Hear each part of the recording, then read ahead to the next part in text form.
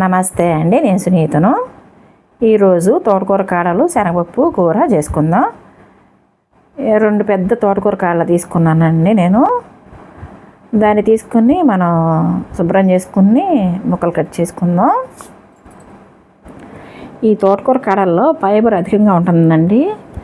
ఇవి తినటం వలన కాల్షియం ఉండి మనకి ఐరన్ లోపాన్ని కూడా తగ్గిస్తుంది. ఇవి జీర్ణక్రియ బాగా ఉపయోగపడుతుందండి. ఇవి తీసుకుంటే ఆరోగ్యానికి చాలా మంచిది. మనం ఇలా కూర రూపంలో రుచిగా చేసుకుంటే చాలా బాగుంటుంది కదా.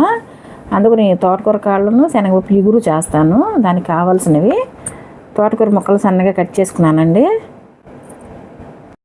దీనిపైన పీసులు తీసేసాను, పూర్తిగా కట్ చేశాను. ఇవి 2 కప్పులు అవుతుంది. 1 కప్పు శనగపప్పు. ఇది అరగంట ముందే నానబెట్టుకోవాలి. ఉడకబెట్టుకోవాలండి. ఇది కూర కోసం 1 ఉల్లిపాయ, 2 పచ్చిమిర్చి. ఒక అరగంట ముందే నానబెట్టేసాను. ఇలా నానిపోతుంది. వీటిని ఉడకబెట్టుకోవాలి. ఉల్లిపాయని పచ్చిమిర్చిని కట్ చేసుకుందాం. తోటకూర కాడలు శనగపప్పు కూర కోసం పాన్ పెట్టండి. పాన్లో నూనె వేసాను. పోపు కోసం తాలింపు వేసుకుందాం. శనగపప్పు, సాయిపప్పు, ఆవాలు, జీలకర్ర వేసేస్తున్నాను. కాస్త ఇంగు వేసుకుందాం.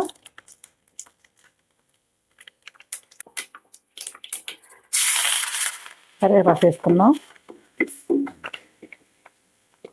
ఉల్లిపాయలు, పచ్చిమిర్చి, ఎండుమిర్చి వేసేసుకుందాం. ఎండుమిర్చి ఉల్లిపాయతో పాటు వేస్తానండి, నల్లబడవు, కలర్ మారదు అన్నమాట, ఎర్రగానే ఉంటాయి. మూత పెట్టేసుకుందాం వేగే వరకు.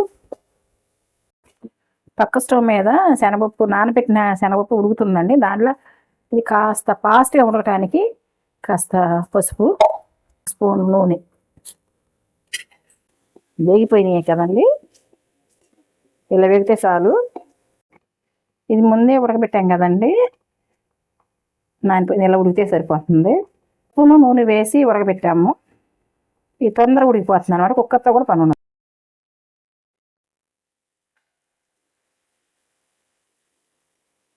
మగ్గుతున్నాయి కదండి తోటకూర కాడలు. ఇది చాలా టేస్టీగా ఉంటుంది. మసాలా వేసుకుంటే చాలా బాగుంటుంది అసలు. కాస్త రుచికి సరిపడా సాల్ట్ వేసుకుందాం. ఎక్కువ పట్టదులేండి, మరీను చూసి వేసుకోండి. కలుపుకుందాం. కలిపేసుకుని మూత పెట్టేసుకుందాం. చూద్దామండి.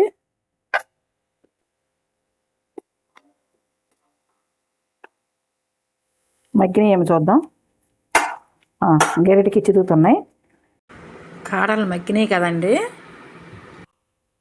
కాస్త అల్లం వెల్లుల్లిపాయ పేస్ట్ వేసుకుందాం.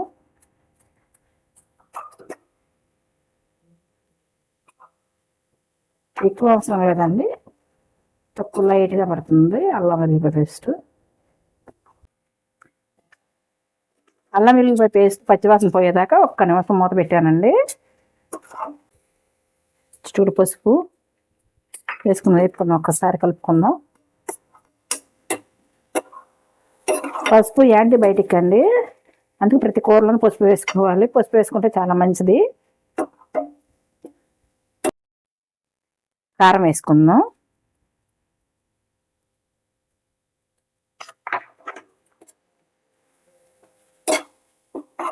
ఇది కారం ముక్కలు పట్టేంత వరకు మూత పెట్టుకుందాం 1 నిమిషం.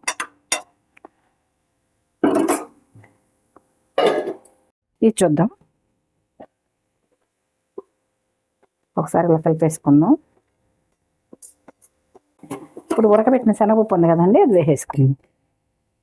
నీళ్ళతో వేసుకున్నా పర్వాలేదు, నీళ్ళు ఉంచేసినా పర్వాలేదు. నేను పక్కన రసం పడుతుంది, కొంచెం ఉంచేసుకుందాం. వేసేసుకుందాం అండి. నీళ్ళతోనే కొంచెం నీళ్ళు ఉంచి వేసేస్తున్నాను.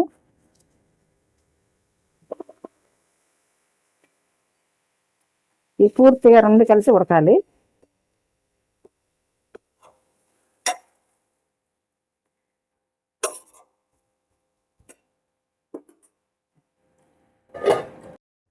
ఒకసారి తీసి చూసుకుందామండి. అయిపోవచ్చింది, దగ్గరికి వచ్చేస్తుంది కూర.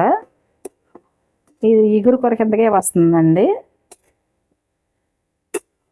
శనగపప్పులో నీళ్ళు ఉంచుకుని వేసేసుకున్నా బాగుంటుందండి. నేను ఎక్కువైపోతుందని తీసేసాను. దీనికి కాస్త పొడి మసాలా వేసుకున్నా, చిటుకుడు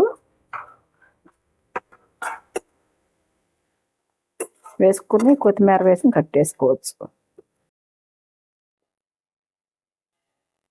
అయిపోయిందండి కూర. కొంచెం కొత్తిమీర వేసి కట్టేసుకుందాం. స్టవ్ కట్టేసుకుందాం. అయిపోయింది. చూసారు కదా, పొడి పొడిలాడుతుంది. ఇలా ఉండాలన్నమాట. ఇది పొడిగా ఉంటుంది కూర. ఇది చికెన్ మటన్ ఫ్లేవర్ లాగా ఉంటుందండి. టేస్ట్ మాత్రం చాలా బాగుంటుంది. ఇది మూత పెట్టేస్తున్నాను. స్టవ్ కట్టేస్తున్నాను. ఎంత రుచికరమైన తోటకూర కాడలు శనగపప్పు కూర రెడీ అయిందండి. ఇలా ఇది ఎంతో టేస్టీగా ఉంటుంది. మీరు కూడా ట్రై చేయండి. ఇది చాలా బాగుంటుంది. చూసారా, శనగపప్పు తోటకూర కాడలు ముక్కలు. ఇది చాలా బాగుంటుంది. మీరు కూడా ట్రై చేయండి. ఉంటానండి. బాయ్. ఈ వీడియో మీకు నచ్చితే లైక్ చేసుకోండి, షేర్ చేయండి, సబ్స్క్రైబ్ చేయండి. ఇంతకంతా చేయకపోతే సబ్స్క్రైబ్ కూడా చేసుకోండి. థ్యాంక్ యూ ఫర్ వాచింగ్ అండి.